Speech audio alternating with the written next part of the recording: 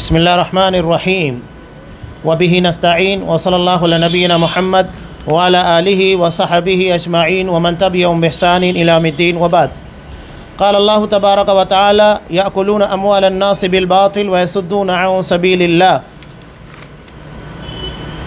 تمام قسم کی تعریفات اللہ رب العالمین وحدہ لا شریک کے لیے لائق و زیبا ہے، جو ساری کائنات کا تنہا خالق و مالک ہے، اور بے شمار درود و سلام ہو اللہ کے آخری نبی جناب کریم محمد رسول اللہ صلی اللہ علیہ وسلم کی ذات مقدسہ پر۔ محترم سامعین، سلسلہ کلام جاری تھا ان امور سے متعلق جو شرک ہے یا شرک کا وسیلہ ہے، یعنی ان کے ذریعے سے شرک ہوتا ہے۔ ان میں کئی چیزوں کا اس کے پہلے تذکرہ گزر چکا ہے، جیسا کہ مصیبت کو دور کرنے کے لیے دھاگا باندھنا، یا تو انگوٹھی کا استعمال کرنا، یا تعویذ گنڈے لٹکانا، علاوازی درختوں، پتھروں، آثار اور جگہوں سے برکت حاصل کرنا، اور چوتھے نمبر کے پر تھا جادو کرنا۔ یہ تمام کے تمام چیزیں شرکیات سے متعلق ہے، یا تو شرک کا وسیلہ اور ذریعہ بنتی ہیں۔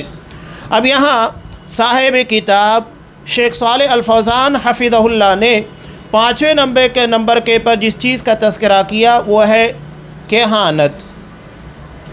کہانت کیا ہے؟ یعنی علم غیب کا دعویٰ کرنا۔ جیسے زمین پر عنقریب کچھ ہونے والا ہے، اس کا سبب کیا ہے؟ اگر زلزلہ آئے گا تو اس کا سبب کیا ہے؟ کوئی طوفان آنے والا ہے تو اس کا سبب کیا ہے؟ یا لوگوں کے پر کوئی وبا، کوئی بیماری آنے والی ہے، اس کا سبب کیا ہے؟ تو اس کے حوالے کے ساتھ خبر دینا، یہ سنی ہوئی باتوں کو اچکنا ہے۔ آپ صلی اللہ علیہ وسلم نے اپنی حدیث کے اندر اس چیز کو بیان کیا ہے کہ اللہ تبارک و تعالیٰ جب کوئی فیصلہ کرتا ہے تو وہ فیصلے کے وقت آسمان کے فرشتے اللہ کے خوف کی بنیاد کے پر بے ہوش ہو جاتے ہیں، یہاں تک کہ جب ہوش میں آتے ہیں تو پھر فرشتے ایک دوسرے سے سوال کرتے ہیں ماذا قال ربکم، کہ تمہارے رب نے کیا فیصلہ کیا، کیا کہا؟ اور پھر فرشتوں میں جو ملائے اعلیٰ ہوتے ہیں، اللہ کے مقرب فرشتے، وہاں سے باتیں دھیرے دھیرے نچلے فرشتوں کے درمیان آتی ہے، اور کچھ شیاطین ایسے ہوتے ہیں جو ان لوگوں کی باتوں کو سننے کے لیے آسمان تک پہنچتے ہیں، اور یہ ان کے درمیان کی باتوں کو سن لیتے ہیں۔ سن لینے کے بعد ان لوگوں کے پر شہاب ثاقب برسایا جاتا ہے، تو اکثر تو یہ ہوتا ہے کہ شہاب ثاقب کی بنیاد کے پر وہ مر جاتے ہیں، بھسم ہو جاتے ہیں۔ البتہ کبھی کبھی وہ اس سے بچ نکلتے ہیں، اور پھر اس کے بعد جو فرشتوں کے درمیان اللہ کی باتیں تھی اسے سنتے ہیں، اور آ کر نیچے کاہنوں کے کانوں میں وہ بات بتا دیتے ہیں۔ اب یہ تو اللہ کا فیصلہ ہے جو کہ برحق ہے، اب ایسا ہونا ہی ہے۔ اب یہ کاہن کیا کرتے ہیں؟ اس ایک سچ میں 99 جھوٹ ملا کر لوگوں کے درمیان بیان کرتے ہیں۔ اب اس کی ایک سچی بات جو کہ اس نے آسمان سے فرشتوں کے درمیان چوری چھپے اچک لی تھی وہ بیان کر دی، لوگ اس کے پر توجہ دیتے ہیں، باقی 99 جھوٹ کے پر توجہ نہیں دیتے۔ اسی چیز کو کہانت کہا جاتا ہے، یعنی علم غیب کا دعویٰ کرنا۔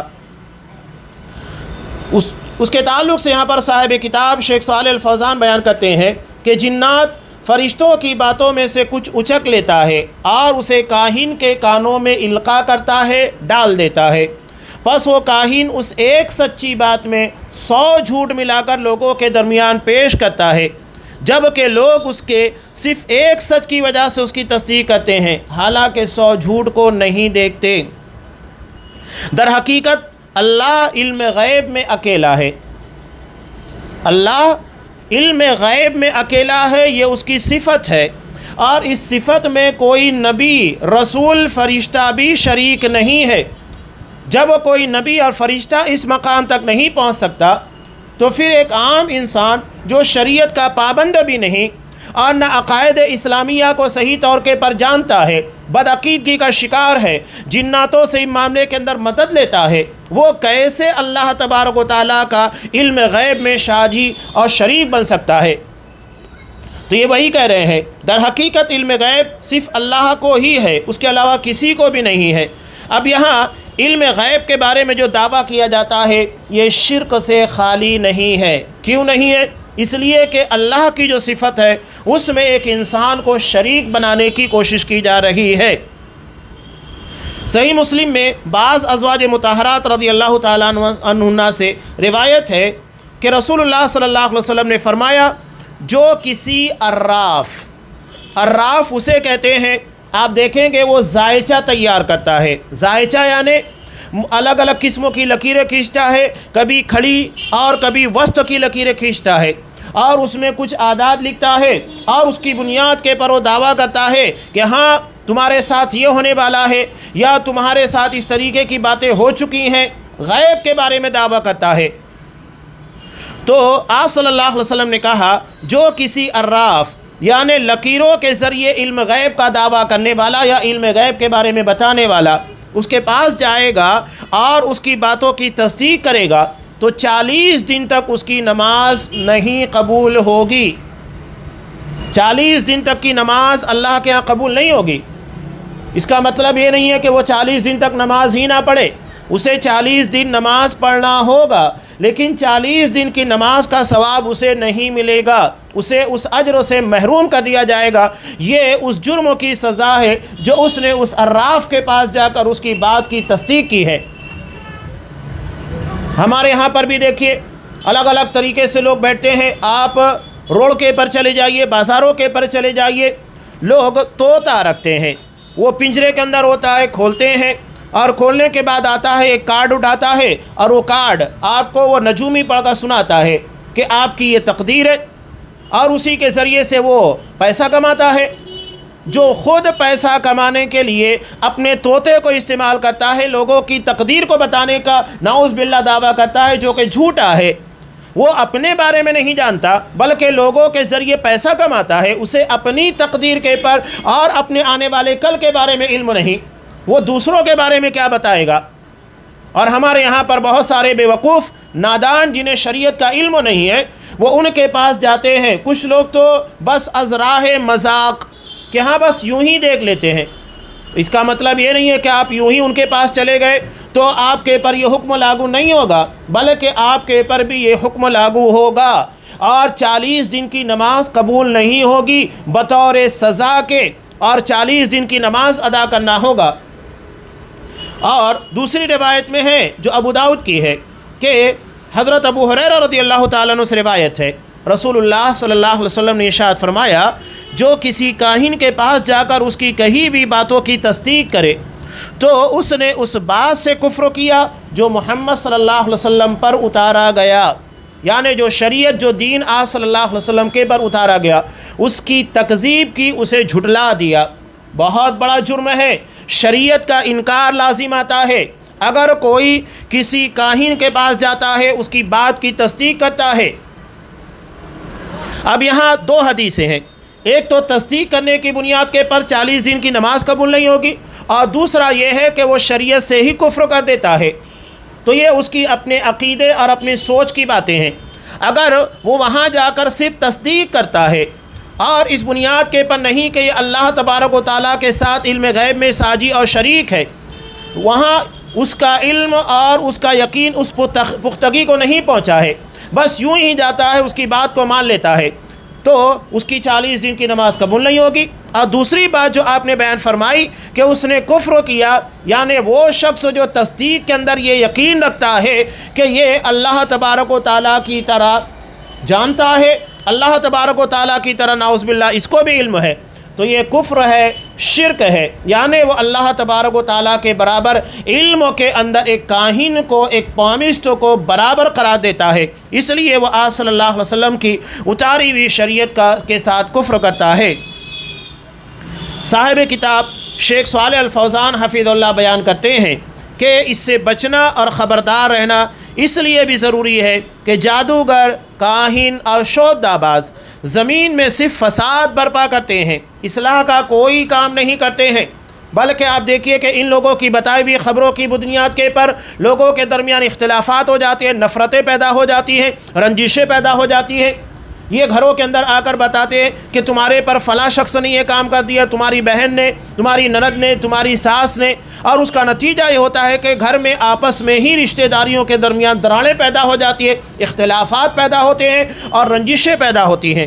تو یہ اصلاح کا کوئی کام نہیں کرتے۔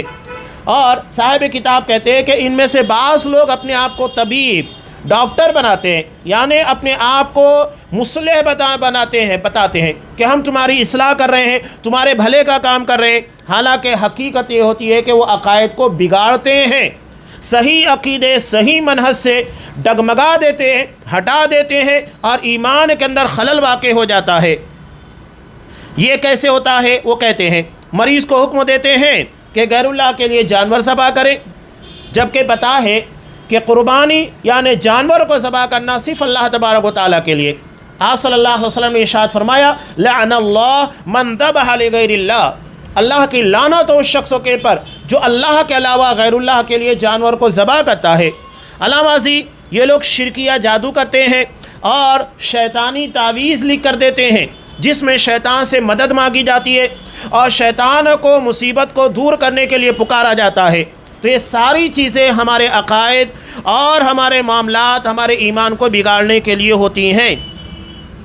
آگے صاحب کتاب شیخ صالح الفوزان حفظ اللہ بیان کرتے ہیں کہ ان میں سے کچھ دوسرے لوگ غیب کی خبروں، گم شدہ چیزوں کے ٹھکانے بتانے کا دعویٰ کرتے ہیں۔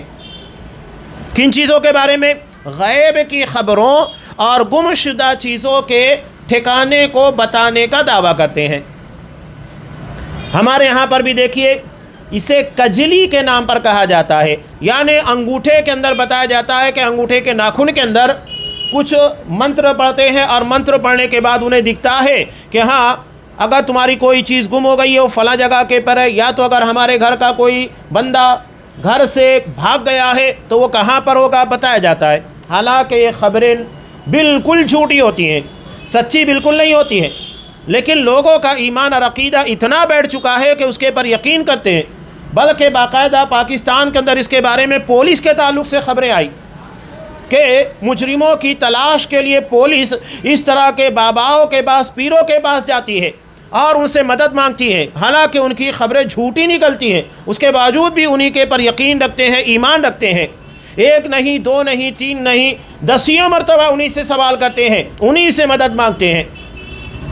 تو اس طرح جو لوگ غیب کی خبروں کا دعویٰ کرتے ہیں یا گم شدہ چیزوں کے ٹھکانے کو بتانے کا دعویٰ کرتے ہیں، یہ سب کے سب کہانت کے اندر آتا ہے، اور اس طریقے سے ان لوگوں کے پاس جانا شرعی اعتبار سے انتہائی بڑا جرم ہے۔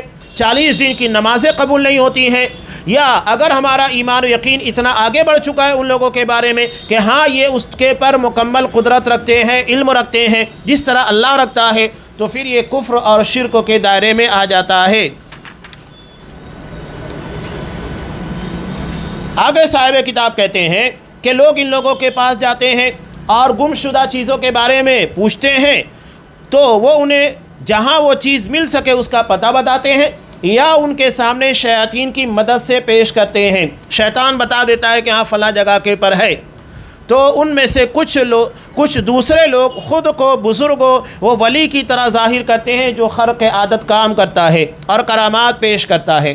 ایسے بہت سارے لوگ ہیں اس طرح کی خرق عادت چیزوں کو یا کرامات کے نام کے پر شعبدہ بازیوں کو پیش کرتے ہیں اور ثابت یہ کرتے ہیں کہ دیکھو ہم اللہ کے ولی ہیں، اور اللہ کے ولی ہونے کی بنیاد کے پر ہمیں غیب کے بارے میں علم ہو جاتا ہے اور ان چیزوں کے بارے میں ہم جانتے ہیں۔ یہ لوگ کیا کرتے ہیں؟ جیسا کہ آگ میں داخل ہونا، اوزار سے خود کو مارنا اور سانپ وغیرہ پکڑنا، اس طرح کے بہت ساری شعبدہ بازیاں جو وہ لوگ کرتے ہیں۔ حالانکہ یہ تمام چیزیں صرف شعبدہ بازیاں ہیں، جال سازیاں ہیں، یہ کرامت نہیں ہیں، بلکہ حقیقی مومن وہ ہوتا ہے، حقیقی ولی وہ ہوتا ہے جس کا ایمان جتنا پختہ ہو، جو اللہ کے پر جتنا یقین اور اعتماد رکھے۔ یہی وجہ ہے کہ آپ دیکھیے کہ حضرت ابو بکر صدیق، حضرت عمر فاروق رضی اللہ تعالیٰ عنہ، ان لوگوں سے آپ کو کرامت خال ملے گی، بلکہ حضرت ابو بکر صدیق جن کا مقام اور مرتبہ تمام انبیاء، تمام رسولوں کے بعد سب سے بڑا ہے، آپ کو ان کے بارے میں کسی طرح کی کوئی کرامت نہیں ملے گی، نہ حضرت عمر فاروق رضی اللہ تعالیٰ عنہ، نہ ہی آپ کو عشرہ مبشرہ اور اصحاب کرام۔ بہت کم واقعات شاذ و نادر ملیں گے اصحاب کرام کے تعلق سے۔ تو کیا اس بنیاد کے پر ہم یہ کہیں گے نعوذ باللہ یہ ولایت کے اس مقام کے پر نہیں تھے کہ ان لوگوں سے کرامت ثابت ہی نہیں بھی؟ کرامت کا ظہور لازم نہیں ہے کہ اس کے بہت بڑے ولی ہونے کی دلیل ہے، بلکہ شعبدہ بازیوں کی بنیاد کے پر یہ لوگ ولی نہیں بلکہ جاہل ہوتے ہیں، اور جاہل ہونے کے ساتھ ساتھ لوگوں کو گمراہ کرنے والے ہوتے ہیں۔ اسی لیے صاحب کتاب کہتے ہیں در حقیقت یہ دجال دھوکے باز شیطان کا ولی ہے، یہ اللہ کا ولی نہیں ہے، یہ اولیاء الرحمن نہیں بلکہ اولیاء الشیطان ہے، یہ شیطانوں کے دوست ہیں، اللہ کے دوست نہیں ہیں۔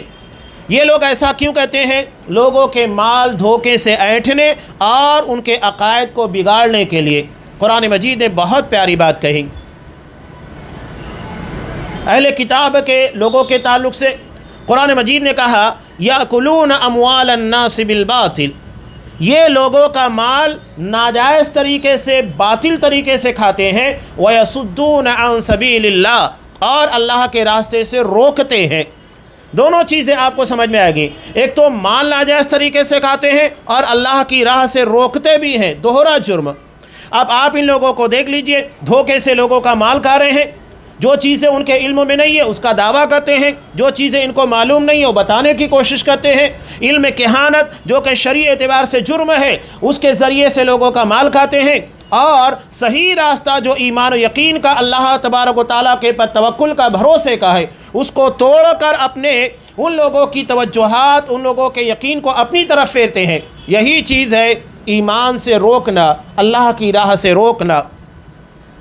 بس ہر مسلمان پر واجب ہے کہ ان سے بچیں اور دوری اختیار کریں، اور یہاں ذمہ داران کا بھی کام ہوتا ہے۔ جو اسلامی حکومت ہوتی ہے ان لوگوں کی ذمہ داری بنتی ہے کہ ان لوگوں سے توبہ کرائیں۔ اگر یہ لوگ توبہ کر لیتے تو ٹھیک، ورنہ ان کے شر و فساد سے بچنے کے لیے، مسلمانوں کو راحت دینے کے لیے، ان کے شر سے بچانے کے لیے اور اللہ کے حکم، اللہ کی شریعت کی تنفیذ کے لیے ان لوگوں کو قتل کر دیا جائے گا۔ لیکن ایک بات یہاں پر یاد رکھیے گا، یہ کام عام لوگوں کا نہیں ہے، قانون اپنے ہاتھ میں نہیں لیا جائے گا، شریعت اپنے ہاتھ میں نہیں لی جائے گی، یہ اسی جگہ کے متعلق ہے جہاں اسلامی حکومت ہے، جہاں اسلامی قوانین ہیں اور جہاں پر اسلامی عدلیہ ہے، وہاں پر یہ کام ہوگا۔ ہر جگہ کے پر اس کے پر عمل نہیں ہو سکتا۔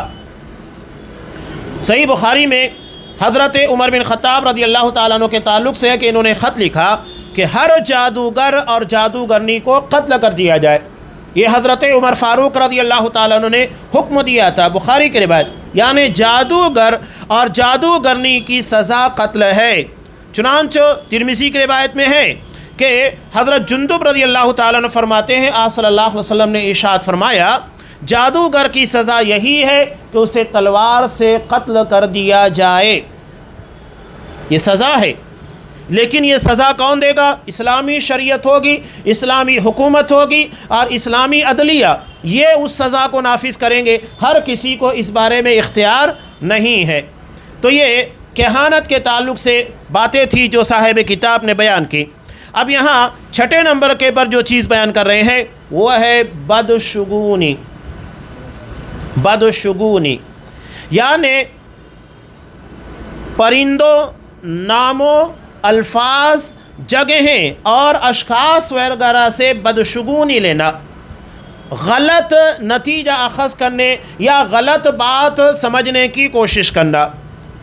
صاحب کتاب بیان کرتے ہیں کہ جب آدمی کسی دینی یا دنیاوی امر کا ارادہ کرتا ہے تو کچھ ناپسندیدہ امر دیکھتا یا سنتا ہے تو دو میں سے کسی ایک کام کو ترجیح دیتا ہے، یا تو جس بات کا اس نے ارادہ کیا ہے تو اس کو کرتا ہے، یا تو بدشگونی کی وجہ سے اس سے رجوع کر لیتا ہے، یعنی وہ کام نہیں کرتا۔ اب ہمارے یہاں پر بھی یہ چیز بالکل عام ہے۔ مثال کے طور پر اگر ہم کوئی کام کے کرنے کے لیے نکلے تو ہمارے ہاں لوگوں کی سوچ کیا ہے؟ اگر بلی راستہ کاٹ لے تو اس کا مطلب یہ ہے کہ جو کام ہم کرنے جا رہے تھے اب وہ کام نہیں ہوگا، لہذا الٹے پاؤں واپس پلٹ آؤ، یہ کام ہونے والا نہیں ہے، یہ بدشگونی ہے۔ تو کیا نعوذ باللہ وہ بلی ہمارے راستے کو کاٹنے کی وجہ سے ہماری تقدیر لے کر جائے گی؟ وہ اپنا راستہ کا پار کر رہی ہے، اسے اس طرف سے اس طرف جانا ہے، یہ اس کا اپنا کام ہے، وہ اپنے سر کے پر یا اپنی پیٹھ کے پر کسی کی تقدیر لاد کر نہیں جاتی ہے۔ یہ ہمارے ہاں بشگونی عمومی طور کے پر پائی جاتی ہے۔ بعض لوگوں نے کوے کے تعلق سے بھی کہ اگر کسی کی چھت کے پر یا کسی کے دروازے کے پر کوا آ کر کائیں کائیں کرنے لگے تو لوگ سمجھتے کہ مہمان آنے والے ہیں، یعنی اس کی کائیں کائیں کی بنیاد کے پر مہمان کی آمد ہوگی۔ کیا نعوذ باللہ اس کوے کو علم ہے کہ وہ ہمیں آ کر خبر دے رہا ہے؟ نہیں، ایسا کچھ بھی علم نہیں ہوتا ہے۔ علاوہ ازیں ہم لوگوں کے یہاں پر اگر کسی کو ہچکی آنے لگتی ہے، حالانکہ عمومی طور کے پر ہچکی کا آنا پانی کی کمی کی علامت ہے، یعنی دل کو پانی کی ضرورت پیش آ گئی ہے، بدن میں پانی کی کمی آ گئی ہے، آپ پانی پی لیجیے، آپ کی ہچکی بند ہو جائے گی، یہ اس کی علامت ہوتی ہے۔ اب یہاں پر لوگوں نے ہچکی کے تعلق سے سمجھ لیا کہ کوئی ہمیں بہت شدت سے یاد کر رہا ہے، اس کی بنیاد کے پر ہم کو ہچکی آتی ہے، یہ بھی شگن لینے کا ایک معاملہ ہے۔ علاوہ ازیں لوگوں نے ایک اور چیز یہ کہتے ہیں، تین تگاڑا کام بگاڑا، یعنی اگر کہیں پر تین آ گیا یا کوئی چیزیں تین مرتبہ پیش آ گئی تو اس کا مطلب ہے کہ اب وہ کام بگڑ جائے گا، اب وہ کام ہم کو نہیں کرنا ہے، یہی بدشگونی ہے۔ حالانکہ آپ دیکھیے آپ صلی اللہ علیہ وسلم جب کوئی بات کہتے تھے لوگوں کو سمجھانے کے لیے قالہا ثلاثا، تین مرتبہ کہتے تھے، تو کیا تین مرتبہ آپ کے کہنے سے وہ کام بگڑ جاتا ہے؟ بلکہ وہ بات تو لوگوں کی سمجھ میں آ جاتی ہے تین مرتبہ کہنے کی وجہ سے۔ رکوع میں سجدے میں آپ صلی اللہ علیہ وسلم نے تسبیحات کو پڑھنے کا حکم دیا، تین مرتبہ حکم دیا، تو کیا وہ کام جو تسبیح کا ہے تین مرتبہ پڑھا جاتا ہے، تین مرتبہ پڑھنے سے وہ کام بگڑ جائے گا؟ ایسے بہت سارے کام ہیں جو تین مرتبہ آپ کو شریعت میں ملیں گے۔ تو یہ جو سوچ بنا لی گئی بدعقیدگی، تین بگاڑا کام بگاڑا، یہ بھی بیوقوفی والا کام ہے، بدشگونی والا کام ہے۔ علاوہ ازیں لوگوں نے آنکڑے کے پر بھی رکھ لیا کہ 17 پہ خطرہ، یعنی 17 کے پر پہنچے تو خطرہ ہے، یہ بھی بدشگونی ہے۔ ایسا کچھ نہیں ہے کہ یہ عادات تین تگاڑا کام بگاڑا 17 پہ خطرہ یہ ہماری تقدیر کے اندر یا ہمارے معاملات کے اندر تصرفات کرتے ہیں، ایسا کچھ نہیں ہے، یہ صرف بدشگونیاں ہیں، ہمیں اس سے بچنا چاہیے۔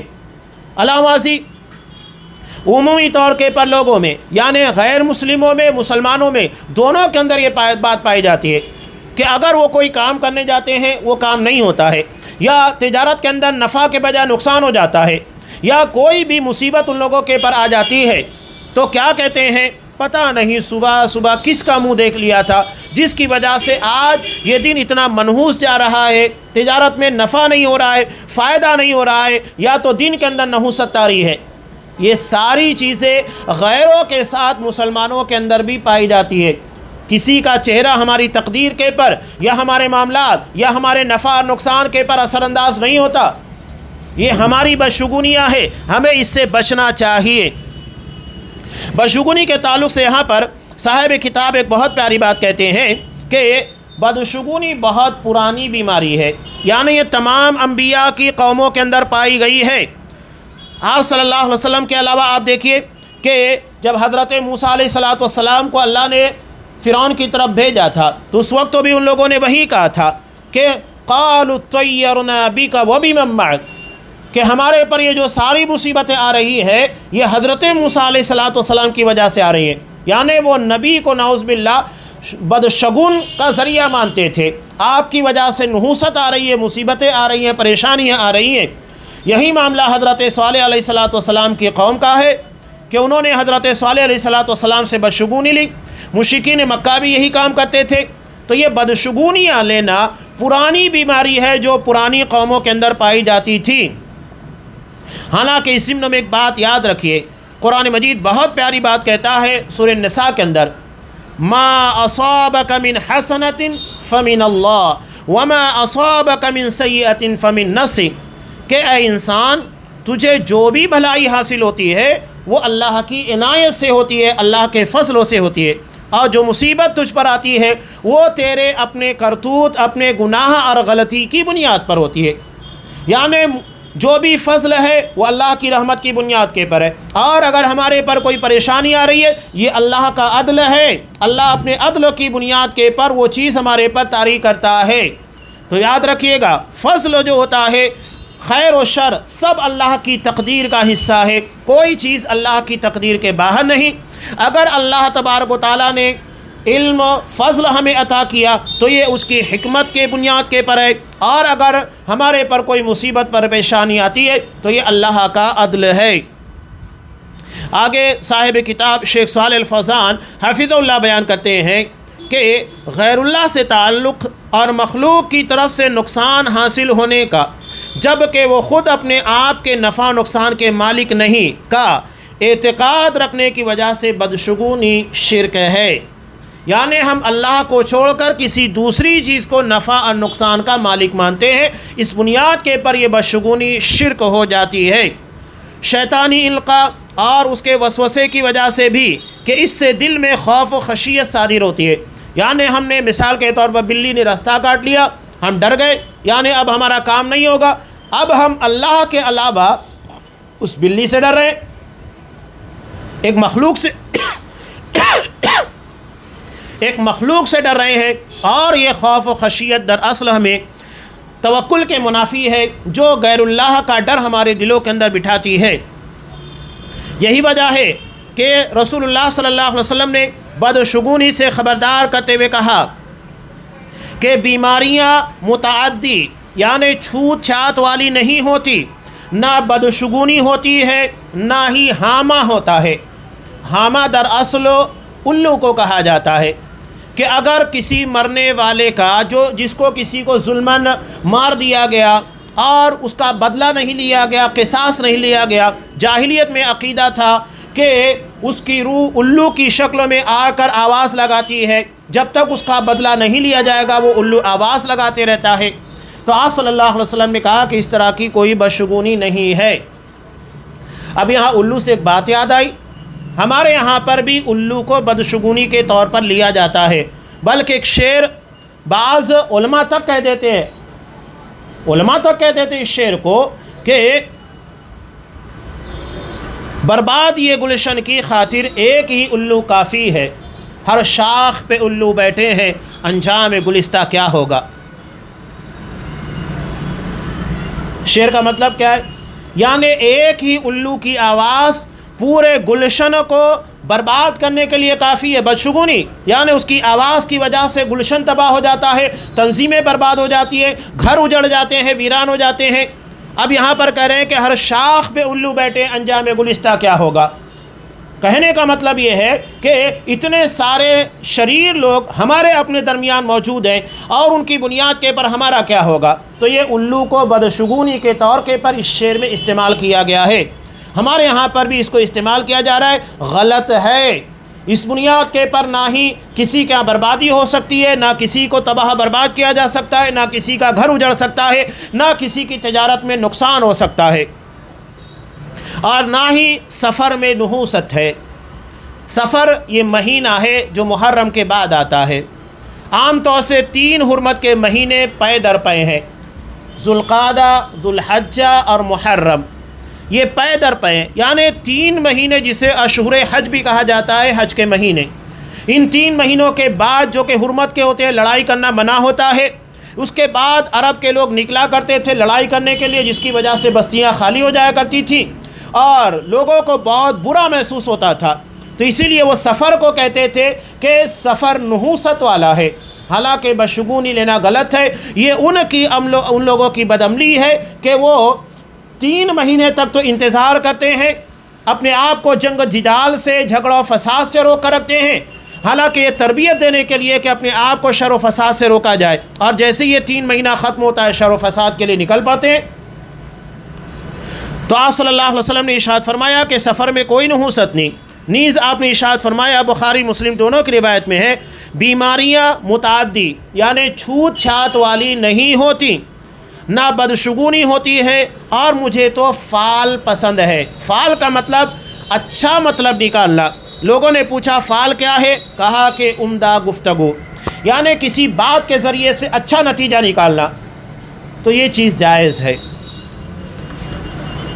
نبی کریم صلی اللہ علیہ وسلم نے جیسا کہ حدیبیہ کے موقع پر جب مشرکین مکہ کی طرف سے سہیل بن عمرو یہ آپ صلی اللہ علیہ وسلم سے بات کرنے کے لیے آیا، تو آپ صلی اللہ علیہ وسلم نے سہیل نام کے ذریعے فال لیا تھا اور کہا سہل اللہ الامر، کہ اللہ نے معاملے کو آسان کر دیا، یعنی اچھا شگن لیا جا سکتا ہے، بدشگونی نہیں لی جا سکتی ہے۔ نیز حضرت عبداللہ ابن مسعود رضی اللہ تعالیٰ عنہ سے روایت ہے کہ نبی کریم صلی اللہ علیہ وسلم نے ارشاد فرمایا بدشگونی شرک ہے، بدشگونی شرک ہے۔ یہ صحیح مسلم کی روایت ہے۔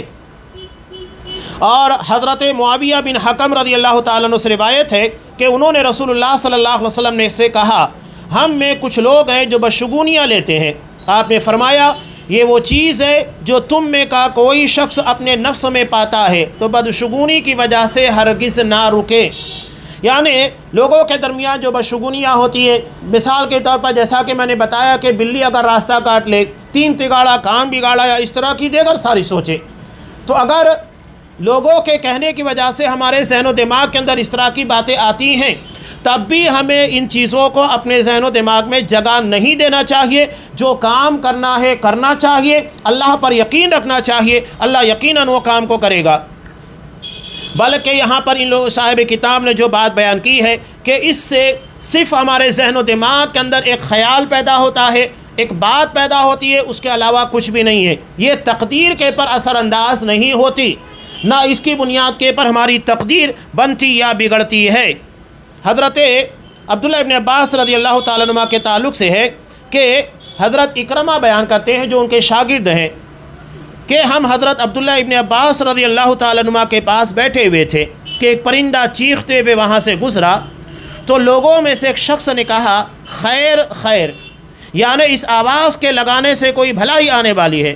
تو حضرت عبداللہ ابن عباس رضی اللہ تعالیٰ عنہ نے فرمایا نہ کوئی خیر ہے نہ کوئی شر، یعنی اس پرندے کی آواز سے نہ کوئی خیر پیدا ہو سکتا ہے نہ شر پیدا ہو سکتا ہے، اس لیے کہ خیر و شر کا مالک صرف اللہ تبارک و تعالیٰ ہے، یہ پرندہ نہیں ہے۔ اگر کوئی اس پرندے کو مانتا ہے کہ اس کے چلانے کی وجہ سے، آواز لگانے کی وجہ سے کوئی بھلائی آنے والی ہے، بعض لوگ سمجھتے ہیں نا، لوگ کہتے ہیں کہ ہتھیلی بہت کھجا رہی ہے، اس کا مطلب یہ ہے کہ دھن ملنے والا ہے، دولت ملنے والی ہے، پیسہ ملنے والا ہے، یہ سب چیزیں بدشگونی ہیں۔ ہمیں اس طرح کی چیزوں کے پر یقین نہیں کرنا چاہیے، ہماری تقدیر صرف اللہ تبارک و تعالیٰ کے ہاتھ میں ہے۔ یہاں آگے صاحب کتاب نے حضرت علامہ ابن قیم رحمۃ اللہ علیہ کا ایک لمبا قول نقل کیا ہے، انتہائی اہم، جو اس مسئلے کو بہترین طریقے سے بیان کرتا ہے۔ علامہ ابن قیم رحمۃ اللہ علیہ بیان فرماتے ہیں کہ نیک فعل کو پسند کرنے اور اس سے محبت کرنے کا شرک سے کچھ بھی تعلق نہیں، یعنی کسی اچھی چیز کو اخذ کرنا، نیک فعل لینا، یہ شرک میں نہیں آتا، بلکہ طبیعت کے تقاضے کی وضاحت ہے۔ انسانی فطرت کا لازمی حصہ ہے کہ اسی طرف مائل ہوتی اور جھکتی ہے جو اس کے موافق ہو، جیسا کہ آپ صلی اللہ علیہ وسلم نے اصحاب کرام رضوان اللہ علیہم اجمعین کو بتایا کہ مجھے دنیا کی دو چیزیں بہت پسند ہیں، عورتیں اور خوشبو۔ آپ صلی اللہ علیہ وسلم کو یہ چیزیں بہت پسند ہے، اس لیے کہ فطرت اس کی طرف مائل ہوتی ہے۔ آپ کو میٹھی چیزیں اور شہد بہت پسند تھے، ہر کسی کی فطرت میں عموماً ہوتا ہے، وہ میٹھی چیز، مٹھائیاں ہوتی ہیں اور شہد پسند کرتا ہے۔ نیز آپ صلی اللہ علیہ وسلم کو قرآن اور اذان کی آواز اچھی آواز میں سننا پسند کرتے تھے۔ آج بھی آپ دیکھیے کہ اگر کوئی بہترین انداز میں اذان دیتا ہے، اس کی آواز میں مٹھاس ہوتی ہے، قرآن بہترین انداز سے پڑھتا ہے، ہر کوئی اسے سنتا ہے اور اس کی طرف نفوس کا میلان ہوتا ہے۔ اسی طرح فلاح، سلام، کامیابی، مبارکباد، خوشخبری اور فوز و فلاح کے نام سے خوشی، مسرت اور سرور حاصل ہونا طبیعت کا حصہ ہے۔ یہ ہماری طبیعت میں، ہماری فطرت میں اللہ نے رکھا ہے۔ جب یہ الفاظ سماعت پر دستک دیتے ہیں تو نفوس کھل اٹھتے ہیں اور سینہ کشادہ ہو جاتا ہے، دل باغ باغ ہو جاتا ہے، اور جب اس کے برخلاف باتیں سنتے ہیں تو لازماً حالت بھی اس کے برعکس ہوتی ہے۔ یعنی اگر ہم کوئی بری خبر سن لیں، کوئی نقصان کی خبر سن لیں تو ہماری ہمت ٹوٹنے لگتی ہے، حوصلے پست ہو جاتے ہیں، غم، خوف اور بدشگونیوں کے آثار نمایاں ہو جاتے ہیں۔ اس کے نتیجے میں دنیاوی نقصان، ایمان میں کمی اور شرک کا ارتکاب ہونا ہے۔ یہ علامہ ابن قیم رحمۃ اللہ علیہ کا قول تھا۔ اب یہاں ایک اہم مسئلہ اور رہ جاتا ہے کہ اگر کوئی شخص بدشگونی لیتا ہے اور اسے سمجھایا جاتا ہے، وہ مان لیتا ہے کہ ٹھیک ہے میں بدشگونی لینے کی وجہ سے غلط کام کر لیا ہوں، تو اس کا کفارہ کیا ہے؟ تو اس کا کفارہ نبی کریم صلی اللہ علیہ وسلم نے ارشاد فرمایا کہ اگر کوئی شخص یعنی جس شخص کو بدشگونی نے اپنی حاجت کے پورا کرنے سے روک دیا ہے تو اس نے شرک کیا۔ لوگوں نے کہا کہ اللہ کے رسول اس کا کفارہ کیا ہے؟ تو آپ صلی اللہ علیہ وسلم نے کہا بندہ یہ پڑھے اللہم لا خیر الا خیرک ولا طیر الا طیرک ولا الہ غیرک۔ یہ بدشگونی اگر ہمارے ذہن و دماغ کے اندر آئی، یا تو ہم نے سوچا یا ہم نے اس کے پر عمل کر لیا، اس کی وجہ سے کوئی کام نہیں کیا، تو اس دعا کو پڑھنا چاہیے اللہم لا خیر الا خیرک ولا طیر الا طیرک ولا الہ غیرک، کہ اللہ تیری جانب سے عطا ہونے والی خیر کے علاوہ کوئی خیر نہیں، تیرے شگن کے علاوہ کوئی شگن نہیں، اور تیرے سوا کوئی معبود نہیں۔ یہ بدشگونی کے تعلق سے کچھ اہم باتیں تھیں۔ ابھی شرک یا اس کا وسیلہ بننے والی اہم چیزوں میں اور بھی اہم چیزیں جس کا تذکرہ آگے صاحب کتاب بیان کر رہے ہیں، جس میں سے انشاءاللہ آئندہ درسوں میں جو تفصیل کے ساتھ ہمارے سامنے باتیں آئے گی وہ ہے ستارہ پرستی۔ ہمارے ہاں کہتے ہیں نا ستارے گردش میں ہیں، یہ بھی دراصل ستارہ پرستی کی ایک مثال ہے۔ انشاءاللہ تفصیل کے ساتھ وہ باتیں آئے گی۔ اللہ تبارک و تعالیٰ سے دعا ہے کہ اللہ ہمیں شرک اور اس کے تمام ذرائع کو سمجھنے کی توفیق دے اور اس سے بچنے کی توفیق عنایت فرمائے۔ ہمیں توحید، توکل، اعتماد، یقین، جو چیزیں اللہ کے پر ایمان کو پختہ کرتی ہیں، ان تمام چیزوں کے ذریعے اپنے ایمان کو مضبوط کرنے کی توفیق دے۔ آمین۔ وآخر دعوانا ان الحمد للہ رب العالمین۔